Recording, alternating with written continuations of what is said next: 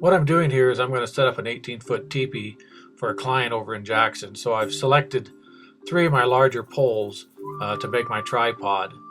And I usually lay two on the right side, one on top of those two, and that'll form my tripod. Once I get to laying the poles on top of one another, I'll tie a clove hitch, and then I'll reinforce it with an extra wrap, and then just tie an overhand knot on top to secure it, and finish it with a slip knot so it's easy to take out when I take down the teepee in the fall. Lifting up the tripod sometimes can be a bear for a larger teepee, but these are lighter poles, so I'm able to do it by myself. And I'm just going to adjust the two back poles at a certain distance, and then my front pole too. You can see that the front pole is leaning out just a little bit, and that's the way the teepee is designed. The first pole I'm going to lay in there will be just to the left of the door looking out. And then I'll lay my door pole there, and then I'll lay three more poles in between each one of the three tripod poles. You'll notice that I'm laying all my poles in the front crotch of the tripod. What this does is keeps the poles in front so that I'm able to keep the teepee tighter around the back, and then you fill the gap where the smoke flaps are with most of your poles where they lay in there.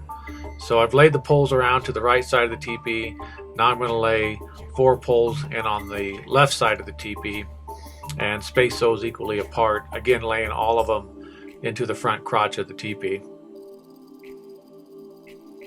Once I've completed both sides of the poles, now I'm going to go to the back, and you lay four poles in there also, but the way it goes, you lay one pole, two poles, and then you skip a space for your lift pole, and then you lay your fourth pole in there, and they just lay in a crotch in the back that's formed by the tripod. The rope that I've tied up at the top up there, now I'm going to wrap it around all my poles, and you can wrap it around 3, 4, 5 times, whatever you feel like. You just want to snug all the poles together to make them nice and tight to secure the top of your teepee poles. I'll just drop the rope here in the middle for now until I decide to tie it down. Now I lay out my cover, and I've got it folded up, folded in from both sides. I'll lay my pole on top. I've already got this pole marked because I've set this teepee up before, but generally my bottom hangs over the cover about 4 inches or so. So I've got two straps. I'll take the top strap, wrap it around, tie it with a bow, lay the second strap on top of that to secure the first strap, again overhand knot with a bow in it. Then I'll go ahead and lift this up and set it in place. There's kind of makes a natural hold there for the teepees. And then I'll fold my cover around each side of it, on the right side and the left side. Sometimes you have to adjust it just a little bit, your pole up or down. You can see it slid down just a little bit. It's important to keep your smoke flaps to the outside though, so that when you lace it up, your flaps aren't laying inside the cover. So I pull it around evenly to the front door, and then I'll lace it up with these lacing pins. In the old days, the Indians called these the ribs of the buffalo because the teepee line or cover was made out of the hides of a buffalo. So it varies on the size of the teepee how many of these lacing pins are on there, but basically there's 4 holes, and you go in and out with them, and it holds your cover on. I straighten it out, make sure the door is centered, and then this is where I put down my very first stakes, is on each side of the door. So I've got my door centered. Then I'll go around the back, and right there where the lift pole is, I'll put a stake either right in the center or on each side of the lift pole, and I'll just work my way around. This particular stake here is on top of rock and didn't want to go down. But I go ahead and stake it all the way down on the left side, and I'll keep going all the way until I get to the front of the door, pulling the cover just as tight as I can. Some people will leave, more of a gap on the cover. Some will stake it all the way down to the ground. There's various preferences for whatever you want to do. In this particular case, I leave it just a little bit off the ground. It keeps it a little drier that way, and it's not touching the ground then, because she waters this quite a bit. So I've gone around the left side, now I'm going around the right side and pulling the cover out, trying to get as tight as I can, get all the wrinkles out. There'll be some at the top, but they'll come out too when you put the smoke flap poles in. So I've got it staked around on both sides now. And I go inside and I'll adjust my poles, kind of kick them out. This one was kind of a bear to get because it had a knot in it, didn't want to slide through the rope.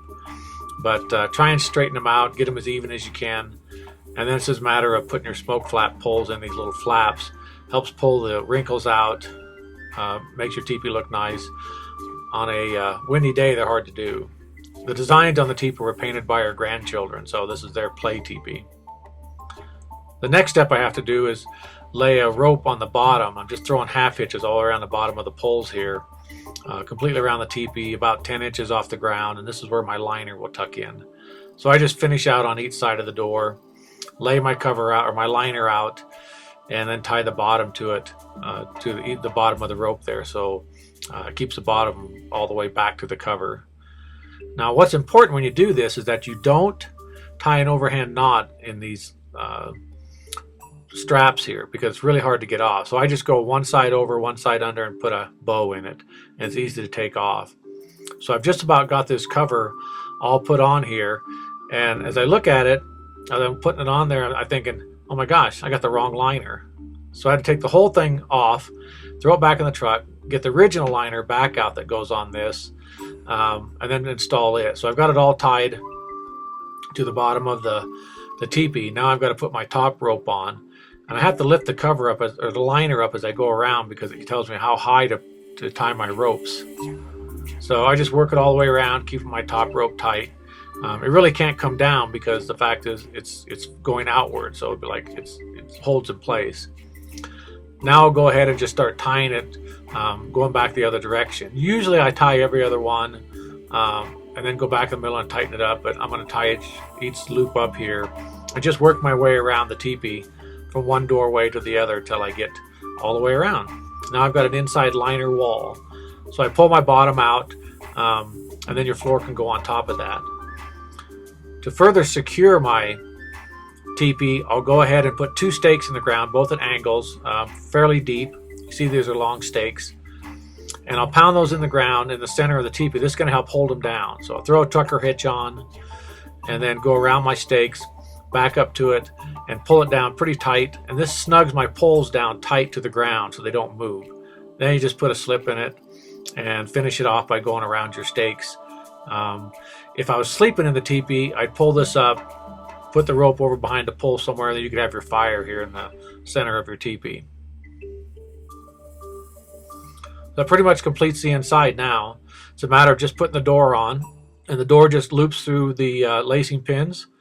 And then if you want to hold it up and keep it up, you just roll it up. And on the back side, there's 2 little nylon loops, and they go back over the same lacing pin. And that holds your door up when you're not using it. So that completes the teepee. It's all set up, and that was teepee 1 for the day. And you can see I'm an experienced survivalist. So that's why she keeps it in her nice yard there for the grandkids.